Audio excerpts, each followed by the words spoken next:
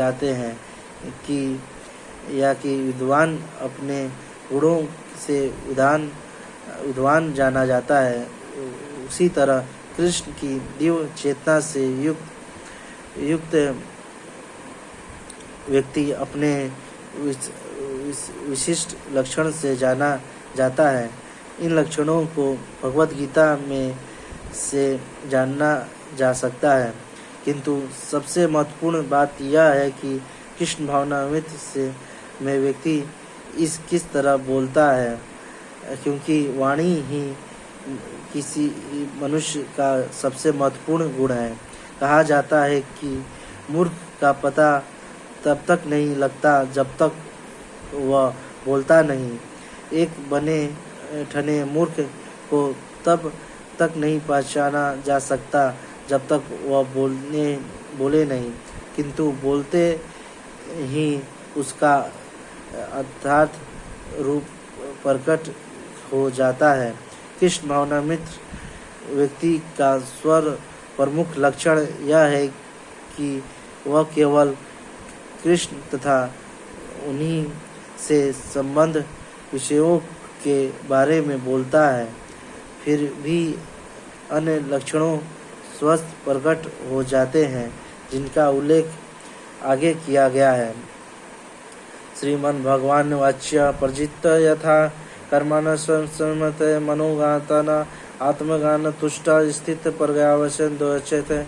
श्री भगवान ने कहा, हे पार्थ, जब मनुष्य मनोधर्म से उत्पन्न होने वाली इंद्र तृप्ति की समस्त कामनाओं का परित्याग कर देता है और जब इस तरह में से विसिद्ध हुआ उसका मन आत्मा से संतोष प्राप्त करता है, तो वह विसिद्ध दिव्य चेतना को प्राप्त स्थित प्रज्ञा कहा जाता है। तात्पर्य, श्री भगवत गीता में पुष्टि हुई है कि जो मनुष्य पूर्णतः कृष्ण भावनामृत भावी है या भगवत व्रत होता है, उसमें महर्षियों के समस्त सद्गुणों पाए जाते हैं, किंतु जो व्यक्ति आध्यात्म में स्थित नहीं होता उसमें एक भी योग्यता नहीं होती है, क्योंकि वह अपने मनोधर्म पर ही आश्रित रहता है। फलत यहाँ यह ठीक ही कहा गया है कि व्यक्ति को मनोधर्म द्वारा कल्पित सारी विषय वासनाओं को त्यागना होता है। कृत्रिम साधना इनको रोक पाना संभव नहीं, किंतु यदि कोई कृष्ण भावनामृत में लगा हुआ है तो सारी विषय वासनाएं स्वस्थ बिना किसी प्रयास के दब जाती हैं। अंत में मनुष्य को बिना किसी झिझक के कृष्ण भावनामृत में लगना होगा, क्योंकि इसकी यह भक्ति उसे दिव्य चेतना प्राप्त करने में सहायक होगी। अत्यधिक उन्नत जीवात्मा महात्मा अपने आप को परमेश्वर का शाश्वत दास मानकर आत्म तुष्ट रहता है। ऐसे आध्यात्मिक पुरुष के पास भौतिक से उत्पन्न एक भी विषय वासना फटक नहीं पाती। वह अपने को निरंतर भगवान का सेवक मानते हुए सहज रूप में सदैव प्रसन्न रहता है। दुख निष्ठा सुख से विगत वितार भय क्रोध स्थित मन तथा जो तत्र तापों के होने पर भी मन में विचलित नहीं होता अथवा सुख में प्रसन्न नहीं होता और आसक्ति भय तथा क्रोध से मुक्त है, वह स्थिर मन वाला मुनि कहलाता है।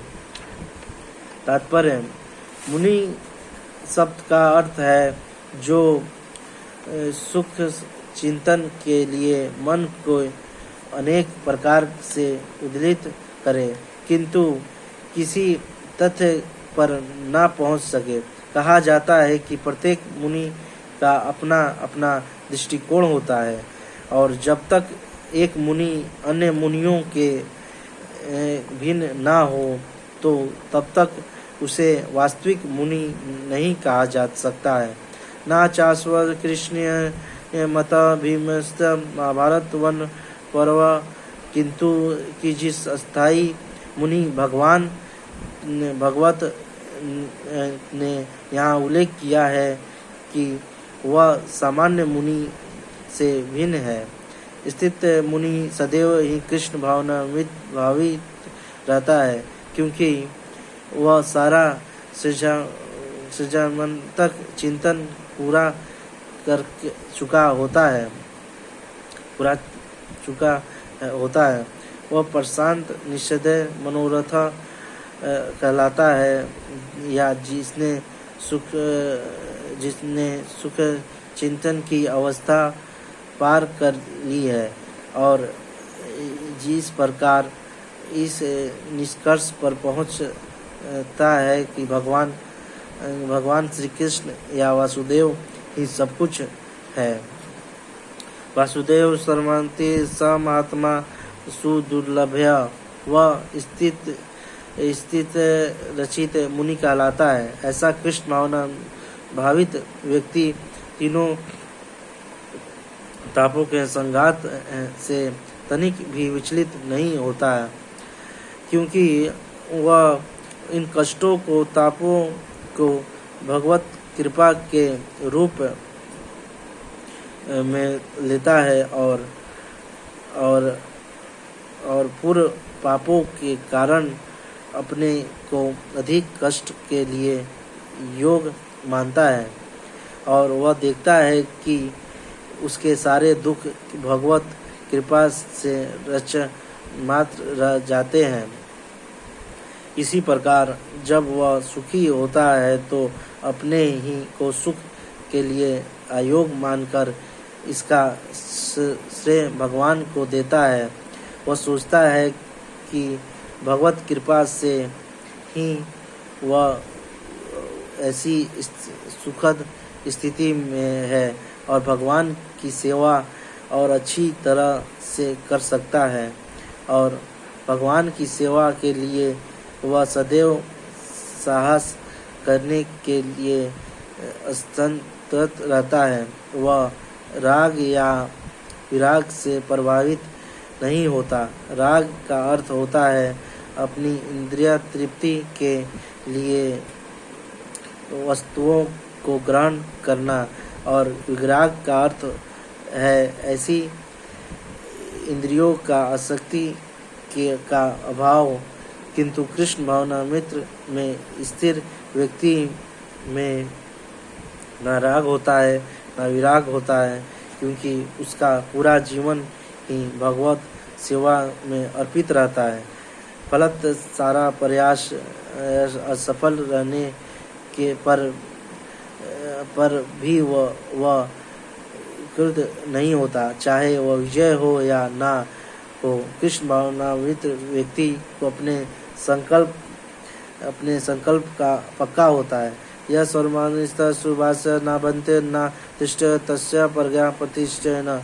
इस भौतिक जगत में जो व्यक्ति ना तो शुभ की प्राप्ति से हर्षित होता है और ना ही अशुभ के प्राप्त होने पर उसे घृणा करता है, वह पूर्ण ज्ञान में स्थिर होता है।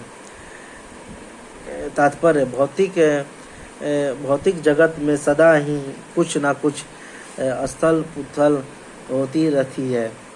उसका परिणाम अच्छा हो या बुरा, जो ऐसी उथल पुथल से विचलित नहीं होता, जो अच्छे शुभ या बुरे अशुभ से अप्रभावित रहता है, उसे कृष्ण भावना मित्र में स्थिर समझना चाहिए। जब तक मनुष्य इस भौतिक संसार में है तब तक अच्छाई या बुराई की संभावना रहती है, क्योंकि यह संसार दंतों से पूर्ण है। किंतु जो कृष्ण भावना मित्र में स्थिर है वह अच्छाई या बुराई से अछूता रहता है, क्योंकि उसका सरोकार कृष्ण से रहता है, जो स्वर मंगलमय से है। ऐसा कृष्ण भावनामित्र से मनुष्य पूर्ण ज्ञान की स्थिति का प्राप्त कर लेता है, जिसे समाधि कहते हैं। यदा सरते चाय कुर्मांशस्य सर्वस्य इंद्राणीयन तस्मते प्रज्ञा प्रतिष्ठा। जिस प्रकार कछुआ अपने अंगों को संकुचित करके खोल के भीतर कर लेता है, उसी तरह जो मनुष्य अपनी इंद्रियों या इंद्रिय विषयों से खींच लेता है, वह पूर्ण चेतना के में दृढ़ पूर्वक स्थिर होता है।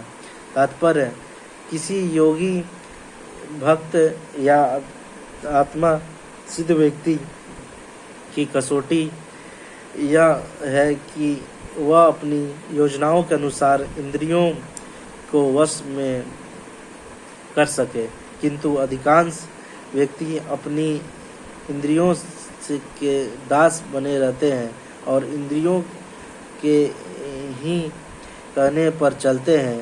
यह है कि उत्तर इस प्रश्न का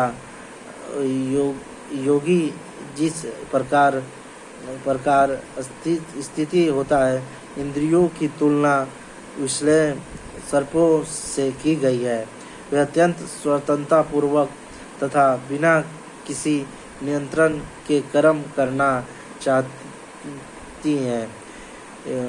योगी या भक्त को इन सर्पों को वश में करने के लिए एक सपेरे की भांति अत्यंत प्रबल होना चाहिए। वह उन्हें कभी कार्य करने की छूट नहीं देता। शास्त्रों में अनेक आदेश हैं, उनमें कुछ करो तथा कुछ ना करो से संबद्ध है। जब तक कोई इन करो या ना करो का पालन नहीं कर पाता और इंद्र भोग में पर संयम नहीं बरतता, तब तक उसका कृष्ण भावना मित्र में स्थिर हो पाना असंभव है। यहाँ पर सर्वश्रेष्ठ उदाहरण कछुए का है। वह किसी समय अपने अंग समेट सकता है और पुनः विशिष्ट उद्देश्य से उन्हें प्रकट कर सकता है। इस प्रकार कृष्ण भावनामती व्यक्ति की इंद्रियां भी केवल भगवान की विशिष्ट सेवाओं के लिए काम आती है, अन्यथा उनका संकोच कर लिया जाता है। अर्जुन को उपदेश दिया जा रहा है कि वह अपनी इंद्रियों को आत्मतुष्टि में ना करके भगवान की सेवा में लगाए। अपनी इंद्रियों को का सदैव भगवान की सेवा में लगाए रखना कुर्म द्वारा प्रस्तुत दृष्टांत के अनुरूप में है, जो अपनी इंद्रियों को समेट कर रखता है। विषय विनिर्दित निहारस्य देहिना रसवचत रसोता पदुष्टा निवर्तते। देहाधारी जीव इंद्र भोग से भले ही निवृत्ति हो जाए, पर उसमें इंद्र भोगों की इच्छा बनी रहती है। लेकिन उत्तम रस के अनुभव होने से ऐसे कार्य को बंद करने पर वह भक्ति में स्थिर हो जाता है। तात्पर्य, जब तक कोई आध्यात्म को प्राप्त ना हो, तब तक इंद्र भोग से विरत होना असंभव है। विधि विधानों द्वारा इंद्र भोगों को संयमित करने की विधि वैसी ही है जैसे किसी रोगी के किसी भोज्य पदार्थ खाने पर प्रतिबंध लगना है, किंतु इससे रोगी की ना तो भोजन के प्रति रुचि समाप्त होती है और ना वह ऐसा प्रतिबंध लगाया जाता है। इस प्रकार अल्पज्ञानी व्यक्तियों के लिए इंद्रिय संयम मन के लिए अष्टांग योग जैसी विधि की प्रस्तुति की जाती है, जिसमें यम, नियम, आसन, प्राणायाम, प्रत्याहार, धारणा, ध्यान आदि सम्मिलित हैं।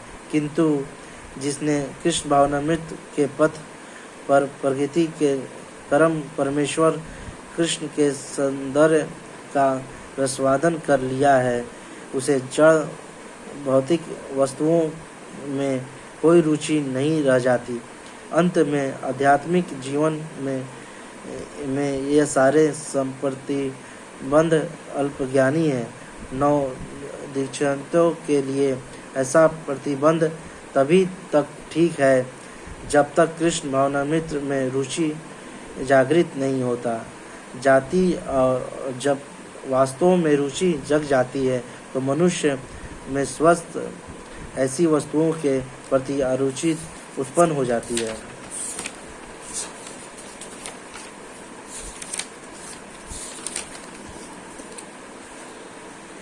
या तो कौन्तेय पुरुष उपेक्ष इंद्राणी सपर्थि हरियंत पशु मना। हे अर्जुन, इंद्रियां इतनी प्रबल तथा वेगान है कि उसे विवेक पुरुष के मन को भी बलपूर्वक हर लेती है, जो उन्हें वश में करने का प्रयत्न करता है।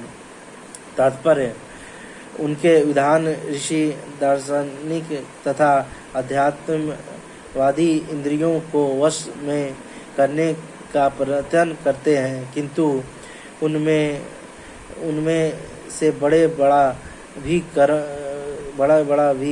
कभी कभी विचलित मन का कारण इंद्रिया भोग का लक्षण बन जाता है।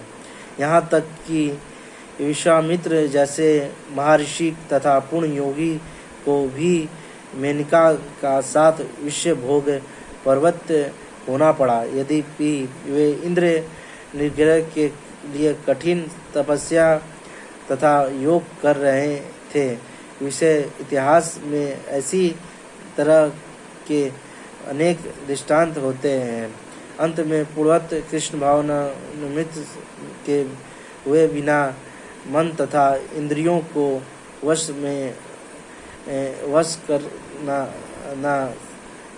करना अत्यंत कठिन है। मन को कृष्ण में लगाए बिना मनुष्य ऐसी भौतिक कार्यों को बंद नहीं कर सकता। परम साधु तथा भक्त यामुचाय ने एक व्यवहारिक उदाहरण प्रस्तुत किया है।